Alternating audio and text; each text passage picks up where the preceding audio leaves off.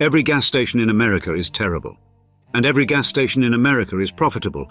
This reality means the entire industry has been getting lazy for decades, certain that their trapped customers will just put up with whatever they're offered. But one man looked at that stale dynamic and asked the most fundamental question in all of business. What if somebody simply tried to make a much better one?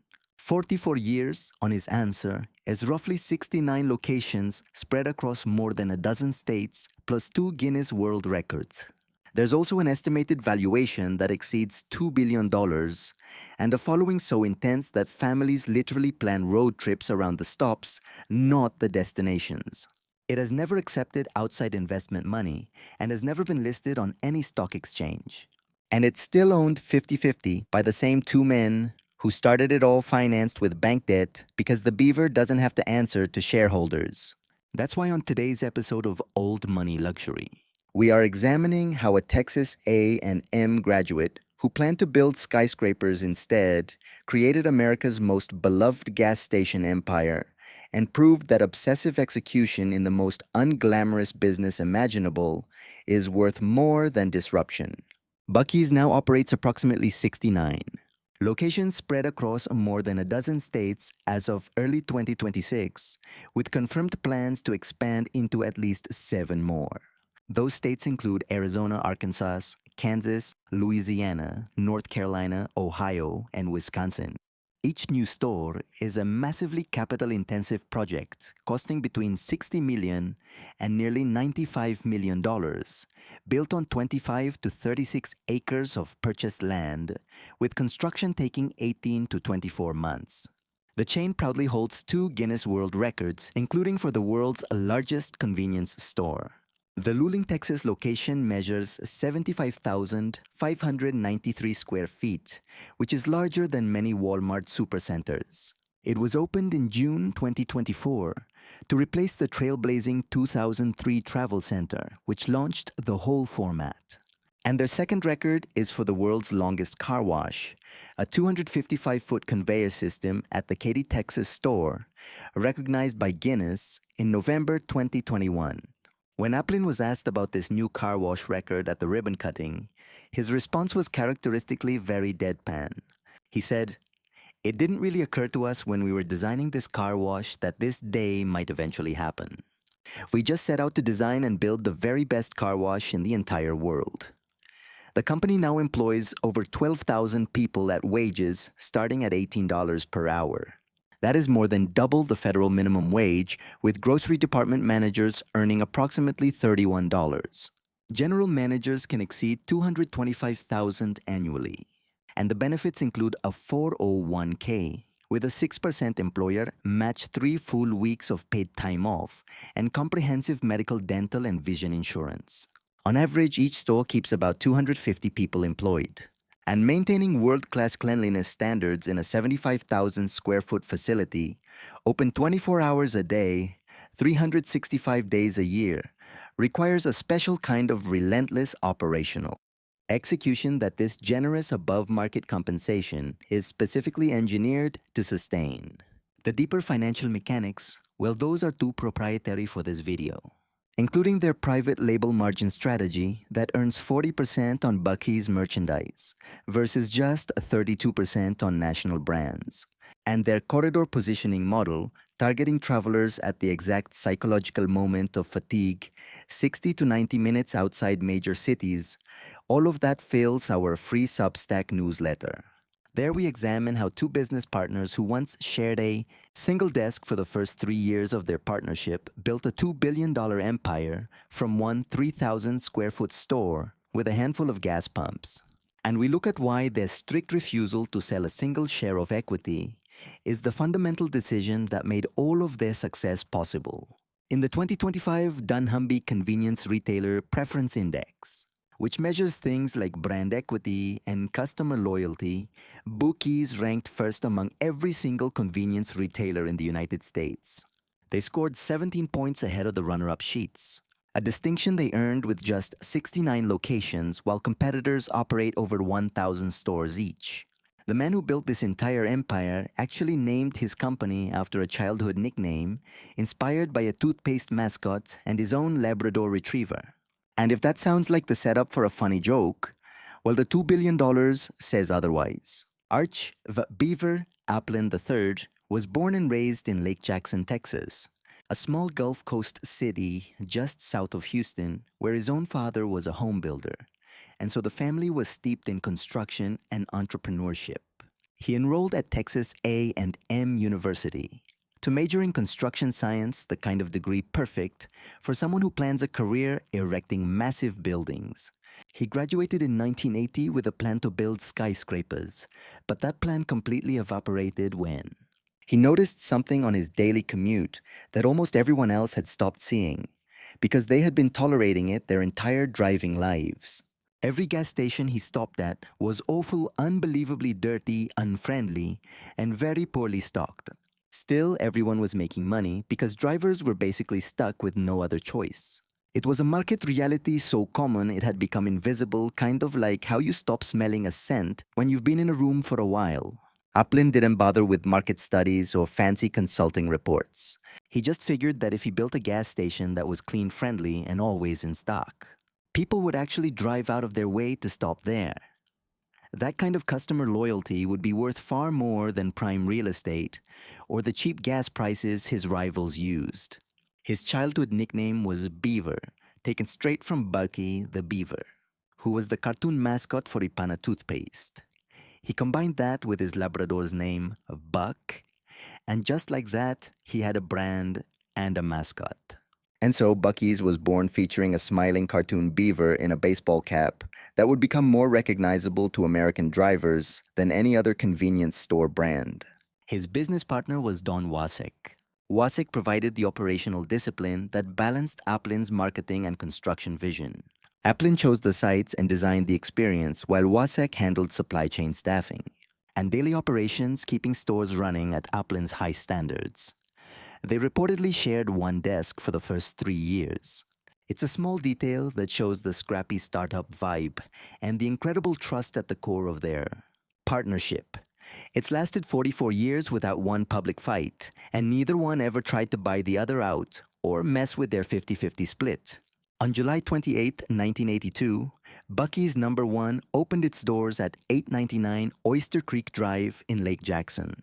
A modest 3,000 square foot store with a handful of pumps that Applin ran with a mission that would never ever change: to provide a clean, friendly, and always in-stock experience. He wasn't inventing new technology or disrupting the industry.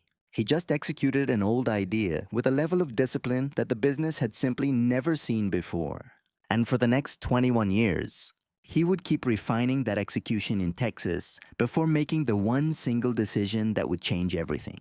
The biggest decision in Buc-ee's history came in 2003 when they bought land off Interstate 10 in Luling, Texas, a town of about 6,000 people midway between Houston and San Antonio, and built something the industry had never seen: a nearly 11,000 square foot family travel center with far more gas pumps than any competitor. A massive retail floor and plenty of seating, and restrooms as fancy as an airport lounge.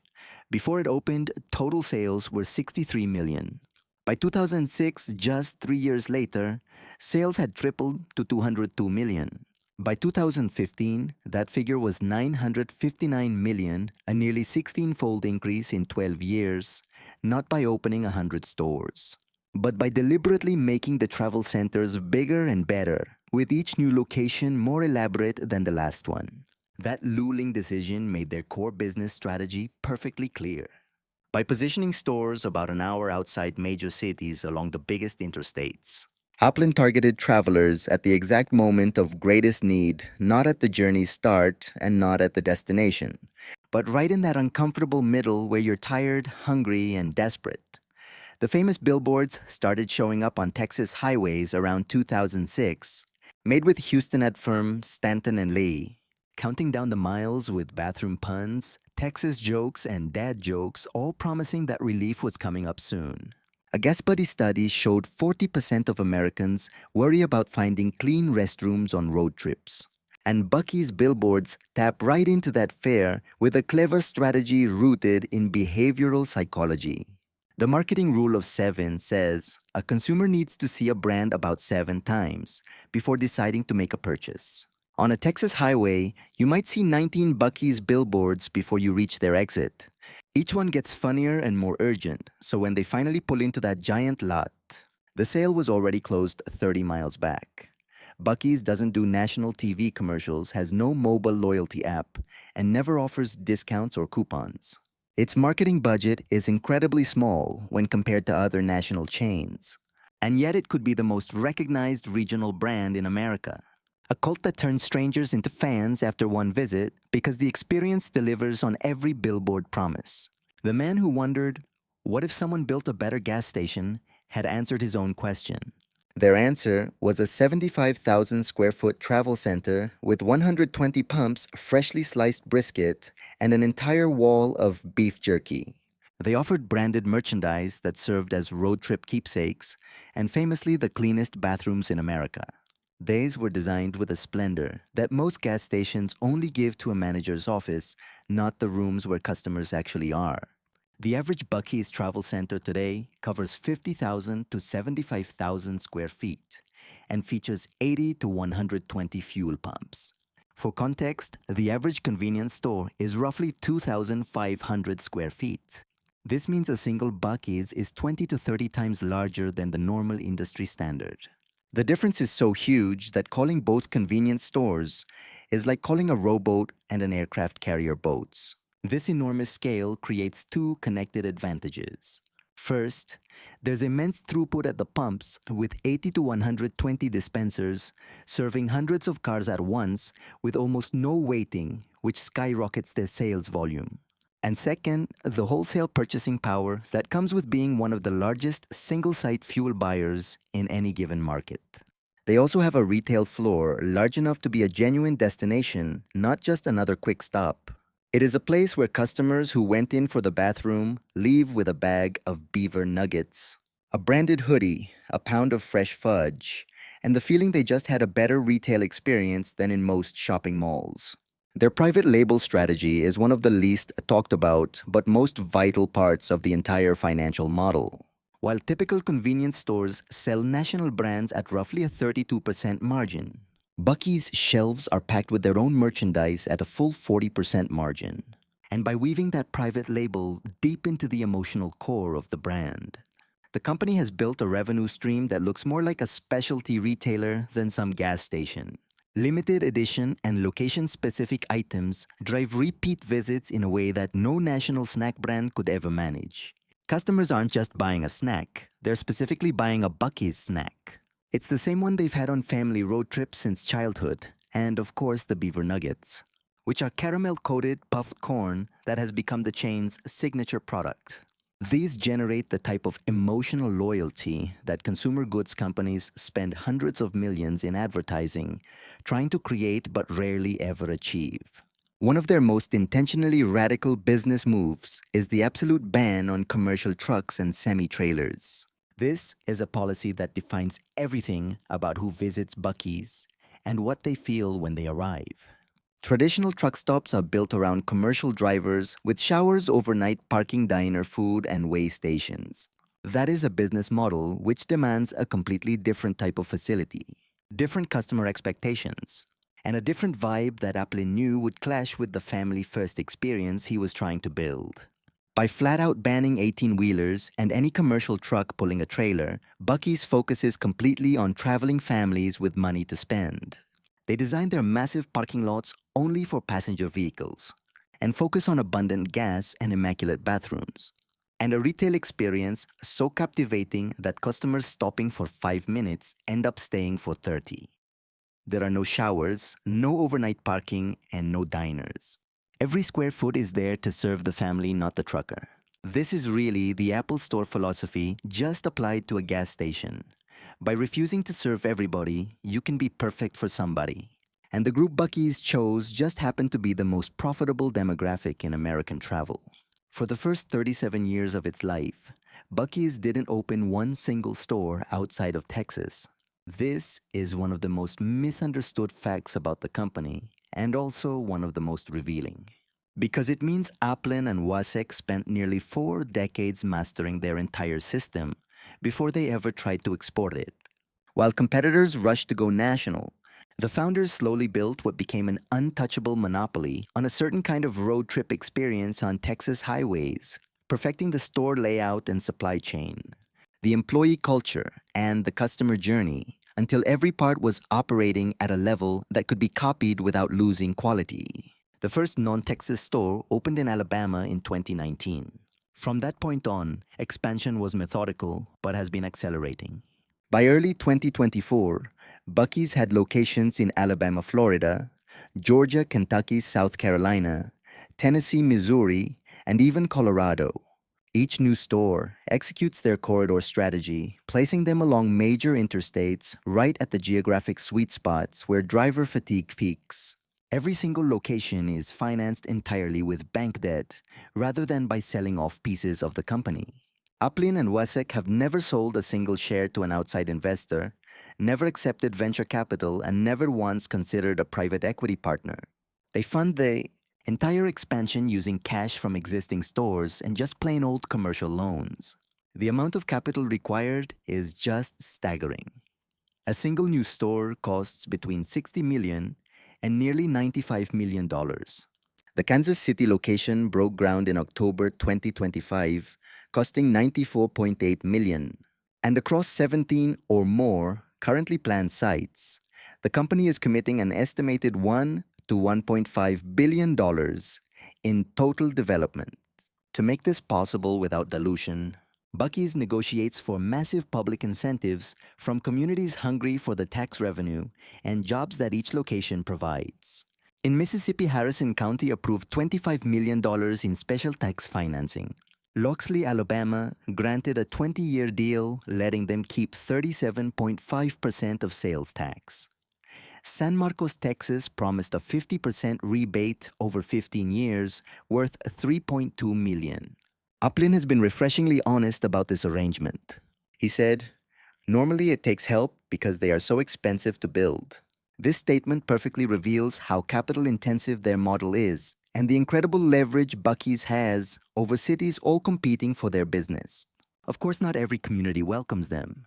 In Palmer Lake, Colorado, a coalition of nonprofits and residents sued the town over a proposed land annexation agreement. Citing bad process and traffic fears, the suit was dismissed in October 2025, and the project continued. In November 2023, Buc-ee's announced a partnership with Mercedes-Benz to start installing high-speed electric vehicle charging hubs at roughly 30 locations powered completely by renewable energy. This is a very calculated move, positioning the company for a future where longer charging stops make their giant stores even more valuable. A customer spending 30 minutes charging instead of 5 minutes on gas is one who buys much more brisket, more beaver nuggets, and of course more branded merchandise. The Buc-ee's FAQ page answers the going public question with some incredible bluntness. It reads, "Buc-ee's is privately owned. We have no plans at this time of becoming publicly traded." This isn't a hedge. It's a statement of philosophy that has governed every single financial and strategic decision for 44 years. Going public would mean constant quarterly earnings calls, activist investors, intense short-term margin pressure, and the demand to open stores faster than their company culture can handle, which is precisely the way so many beloved regional chains have completely destroyed themselves while chasing shareholder value. Analysts have tried to estimate what an IPO could be worth using comparable companies like Casey's General Stores, Murphy USA, and Alimentation Couche-Tard as examples. A range of $2 to $6 billion or even more in market value seems entirely plausible depending on their growth and margins. But for the founders Uplin and Wasek, that number is far less interesting than the freedom to build the exact stores they want, hire the exact employees they want, and tell Wall Street that the beaver answers to absolutely no one. General Counsel Jeff Nadalo explained the underlying logic very directly. Pay for the best employees, and you get the best customer experience. Deliver the best experience, and customers come back. And when those customers keep coming back, you can afford the best employees. It's a self-reinforcing cycle that pressure from the public market to cut labor costs would instantly shatter. Their trademark enforcement has also been aggressive. Buc-ees has sued entities like a dog park called Barkies, which was eventually forced to close. A liquor store that was named Ducky's Drive-Thru. A Mexican convenience store that opened as BUK2's with its own beaver mascot, later changing it to a mullet-wearing chipmunk. And many other small businesses whose logos looked even a little bit like the smiling beaver. Now, property attorneys will note that failing to enforce trademarks can lead to their loss. Still, critics have labeled Buc-ee's the Monster Energy of gas stations because of their trademark bullying. They're filing suits against companies so far removed from their business that any claim of consumer confusion seems a bit far-fetched. Just look at the Luling store, the one where this all began. That was the 2003 travel center that took the company from a local convenience chain and turned it into a true national sensation. It bizarrely caught fire during demolition in June of 2024, as its new 75,000 square foot world record replacement opened right next to it. It was a transition that felt for many observers like a powerful end of one chapter and the fiery beginning of the next. And the man who built it was standing right there, almost certainly wearing one of his own Buc-ee's branded baseball caps. This is the same man who opened his very first store 42 years earlier, using a bank loan, his childhood nickname, and a firm belief that travelers deserved a cleaner bathroom. It turns out he was right about that. And as history shows, he was right about pretty much everything else too. And the $2 billion fortune that followed belongs entirely to two men who once shared a desk, split the equity 50-50, and have never sold a single share to anybody. So with that said, we would love to hear from all of you in the comments section. Do you think Buc-ee's is proof that you don't need to disrupt an industry to take it over? Or will this model eventually hit a ceiling as it expands past Texas? We're looking forward to that discussion below, and we want to thank you for joining us for another episode of Old Money Luxury. Cheers.